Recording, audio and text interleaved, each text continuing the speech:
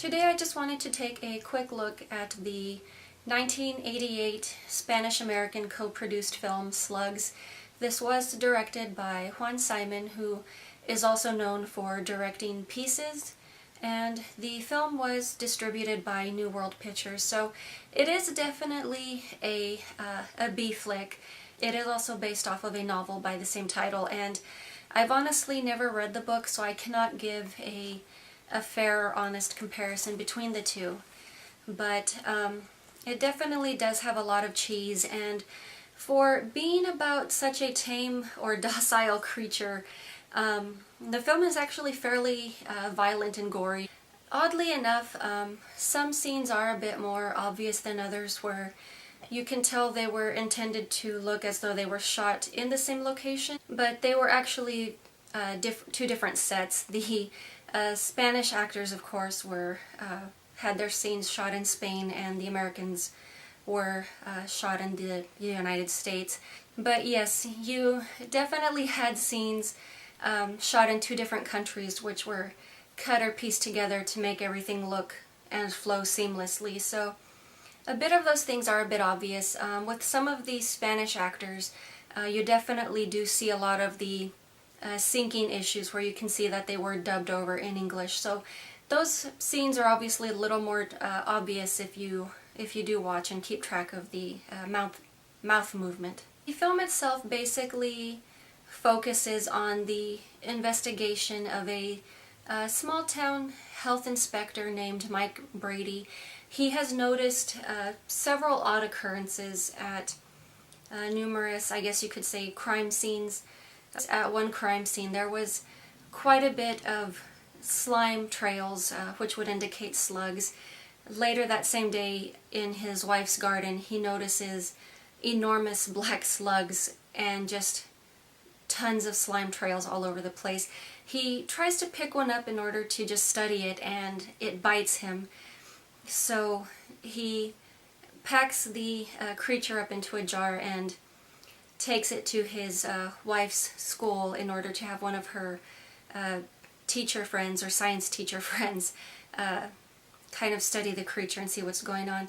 And to me, this is the part that really doesn't make sense. And I'm not referring to the fact that the slug bit someone, because early on it's established that these are mutant slugs just due to toxic waste that is being dumped under the city. What I'm really referring to here is the fact that Mike Brady, for some odd reason, asks the science teacher, "What do slugs eat?" And slugs are a fairly common creature. I just figured that their diet would basically be common sense. So I just found that really strange that he asks what they eat. But it is established early on in the film that these are carnivorous slugs. And according to the science teacher, at best, some slugs eat insects and worms, things like that, but not actual flesh. So yes, these are definitely very advanced slugs, although they're not super intelligent, but they do seem to have some sort of a crazy super strength. There's one scene at the beginning of the film where there's a boy and a girl out on a lake, and something bites his foot. He just kind of has his feet dangling over the side of the boat. He's later dragged into the water, and once again, I do understand these are mutant slugs, but you have to keep some sort of a credibility here. I doubt these slugs developed gills. I don't think they have the ability to swim or have super slug strength, so that's just a bit too far-fetched for me. And there are numerous scenes like this in the film where it's just totally left field, and it's difficult to not laugh at either the situations or the bad dialogue.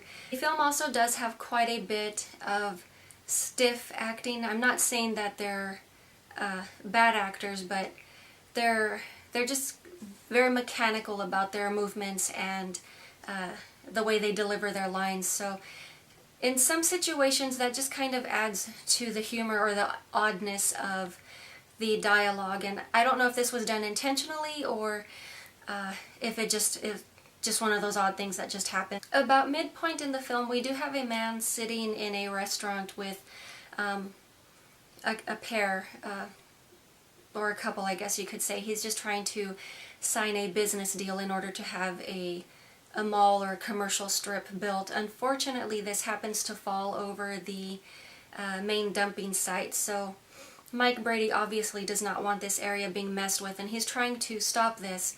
The gentleman who was trying to close the deal actually winds up having a bit of a fit. The previous evening he ate a slug that was in the salad his wife had made, and oddly enough, she doesn't get sick from having eaten the same salad, and I don't know if it's just the fact that she didn't eat as much or just the fact that she's a drunk. I don't know if that was her saving grace.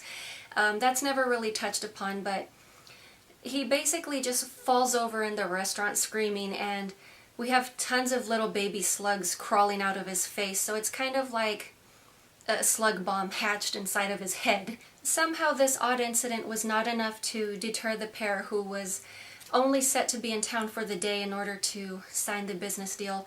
They make their way over to the mayor's office where they close out the deal. Mike Brady is unsuccessful in trying to stop this transaction, and from there on he basically just, with a friend of his, decides to just go on a death mission into the sewers in order to blow up the slug's nest in order to stop them from continuing to breed and spread throughout the city. So for the most part, the majority of the slugs are taken out, but the ending sequence just does hint at the opening for a sequel. We do see one surviving slug, so definitely a very fun, cheesy film.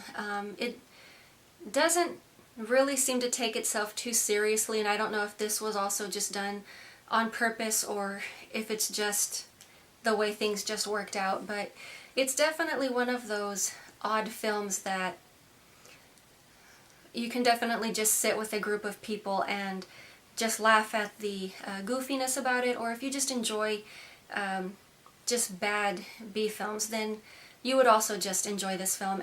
As I've said, I find it an enjoyable film. It definitely has gathered somewhat of a cult status of its own.